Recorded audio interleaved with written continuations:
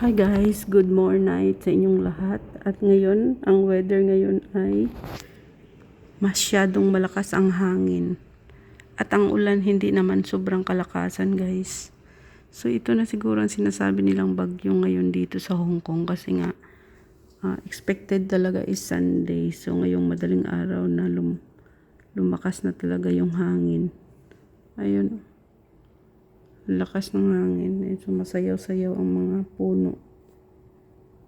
Ano? So, masayaw-sayaw ang mga puno. Diyan, ayan diyan sa park. Ayan yung ano. Ayan. Ayan yung hangin. Ang lakas. Tumutunog.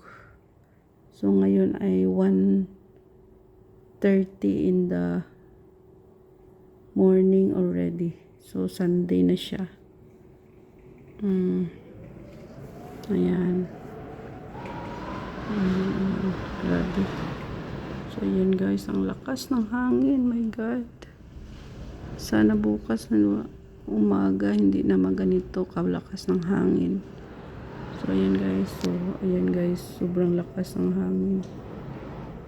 Yan ang tunog. Lakas. Yan dito. Yan. Ayan. Rinig nyo yung tunog guys. Ang lakas. Yan. Lakas ng hangin. Ayan. Ayan. Ang update dito sa Hong Kong ngayon. Ayan, grabe guys. Sana bukas hindi na ganito. Ayan. Okay guys, good morning sa inyong lahat. At mahiga na rin ako nito pagkatapos.